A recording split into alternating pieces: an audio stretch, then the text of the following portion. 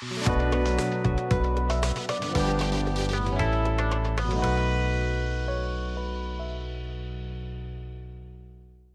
मुलांच्या खोलीतला पसारा बघून तुमची चिडचिड होते का? आपल्या मुलांनी आता अभ्यासाची, त्यांच्या वस्तूंची जबाबदारी घ्यायला हवी असं तुम्हाला वाटतं ना? आपलं मूल 10वी-12वी नंतर बाहेर शिकायला गेलं तर त्याचं कसं होणार या विचारानं आपली झोप उडते का?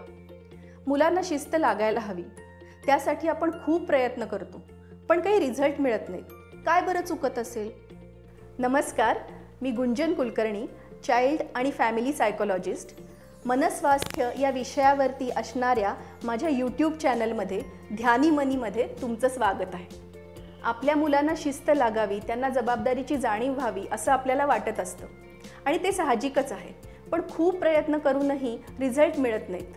अशा वेळी शिस्त लावताना काय चुका होतात ते आपण ह्या व्हिडिओमध्ये बघूया. मूल 10-11 वर्षाचं होईपर्यंत त्याच्या सगळ्या गोष्टी आपण करत असतो आणि ते 12 वर्षाचं झालं की अचानक आपण म्हणतो, आता मोठा झालास, आता तुझी जबाबदारी तुला घ्यायला हवी. असं कसं बरं होईल? 6वी-7वी पर्यंत मुलाचा सगळा अभ्यास, सगळा होमवर्क, परीक्षेची तयारी आई करून घेत असेल आणि 8वीत आल्यावरती जर आई म्हणायला लागली की आता तू मोठा झालास, तुझा अभ्यास तुला करावा लागेल, तर मूल गोंधळणार नाही का? त्याला कन्फ्युजन होतं आणि मग मार्क कमी पडायला लागतात. आईला वाटतं, मी अभ्यास घेत होते तेव्हा 80-90% पडायचे आणि आता मात्र 60-70 वर आलाय. मग काय होणार? मुलाला मग बेशिस्त असा शिक्का मारला जातो, ट्यूशन क्लासेस लावले जातात आणि मूल अभ्यासाची अजूनच टाळाटाळ करायला लागतं.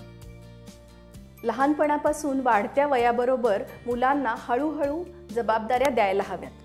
आता आपण असं बघूया. जबाबदारी दिली, त्याच्याबद्दल चर्चा झाली, ती शिस्त लागायची कशी गरज आहे ते मुलांना समजावून सांगितलं गेलं, मुलांनीही ते मान्य केलं आणि मुलांनी जबाबदारी घ्यायची ठरवली आणि मग मात्र 2-3 दिवस ती गोष्ट केली आणि मग परत पहिले पाढे 55. असं जर व्हायला लागलं तर आपलं काय होतं? आपली परत चिडचिड व्हायला लागते. परत तेच काय रोज सांगायचं?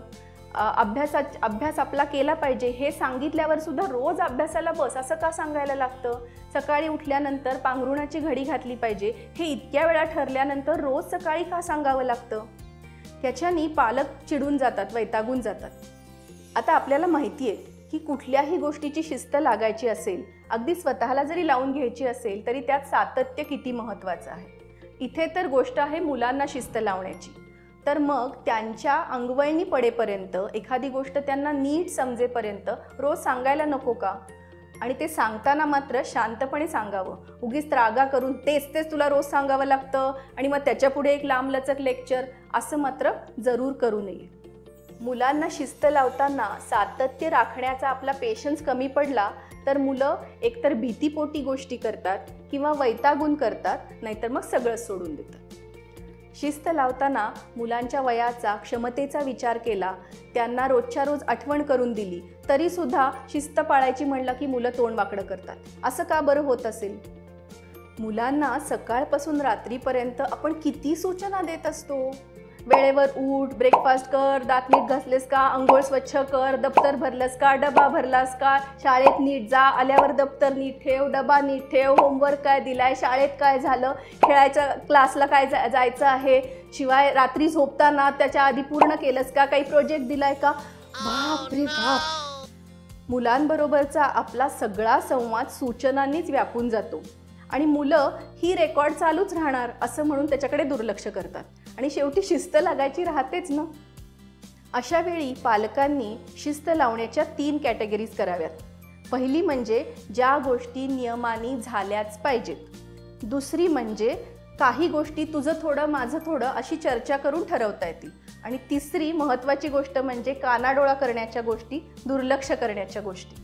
मी आत्ता सांगितलेल्या प्रत्येक कॅटेगरीत फक्त 3 ते 4च गोष्टी येतील याची काळजी घ्यावी. म्हणजे आपल्याला सूचनाही कमीत कमी द्याव्या लागतात आणि मुलांना ते पाळायलाही सोपं जातं. अजून एक गोष्ट म्हणजे ह्या कॅटेगरीज ठरवताना, शिस्तीचे विषय ठरवताना कुटुंबातल्या सगळ्यांचा सहभाग त्यात घेतला तर बरं होतं. 7 आणि 4 अशा वयोगटातल्या 2 मुलांचे वडील माझ्याकडे एकदा आले होते. ते म्हणाले की मी मुलांना स्क्रीन टाईमबद्दल शिस्त लावायचा प्रयत्न करतोय, पण त्यांची आई आणि आजी त्यांना वारंवार सूट देत राहतात आणि मग आमची हुशार मुलं बरोबर त्यांच्याचकडे जातात आणि मग शिस्त लावायला माझे जे प्रयत्न असतात ते वाया जातात. मला वाटत राहतं की काही पॉईंटच नाही आहे. कुटुंबातील व्यक्तींमध्ये एकवाक्यता नसण्याची अनेक उदाहरणं बघायला मिळतात. आई, बाबा, आजी, आजोबा यांच्यात मतभेद असतात, पण हे मतभेद जर मुलांना शिस्त लावण्यामध्ये यायला लागले तर ते अडथळा ठरू शकतात आणि मुलं भरकटतात. सुरुवातीला आपल्याला फेवर करणाऱ्या व्यक्तीकडे मुलं जातातही, पण त्यांना भविष्याची शिस्त मात्र लागत नाही. हे त्यांचं नुकसानच नाही का? निदान नियमित झालंच पाहिजे या कॅटेगरीत येणाऱ्या ज्या गोष्टी आहेत त्या बाबतीत तरी आई, बाबा, आजी, आजोबा, काका, मावशी यांच्यामध्ये एकवाक्यता असायला हवी. ही एकवाक्यता कशी साधायची आणि मुलांच्या वाढीच्या काळातलं कुटुंबाचं टीमवर्क किती महत्त्वाचं आहे या विषयावरती एखाद्या स्वतंत्र व्हिडिओमध्ये सविस्तर जाणून घेऊया. एखाद्या कुटुंबामध्ये मुलांना एखादी शिस्त कशी लावावी, त्या संदर्भात त्यांच्याशी काय बोलावं हे ठरलेलं असतं. पण शिस्त लावणं हा केवळ सांगण्यापेक्षा सुद्धा कितीतरी अधिक दाखवण्याचा प्रकार आहे. आपण सोफ्यावरती TV बघत बसायचं आणि मुलांना मैदानी खेळाचं महत्त्व सांगायचं, हे किती दांभिकपणाचं आहे. माझ्या मुलीच्या अभ्यासक्रमामध्ये डबल स्टँडर्ड्स नावाची एक कविता आहे. तिच्या शिक्षकांनी सांगितलं की ह्या कवितेमध्ये मुलांनी अजून कडव्यांची भर घालावी. मुलांनी ज्या कडव्यांची भर घातली ती पालकांना लख्ख आरसा दाखवणारी आहेत. ऐकायची आहेत? When I go out with my friends, I am not supposed to be late. When you meet your friends, it's they who asked you to wait. When I eat junk food, you say it'll make me sick. When you eat the same, you say you just wanted something quick. When I watch cartoons, you say I watch it for too long. When you watch your serials, you are doing nothing wrong.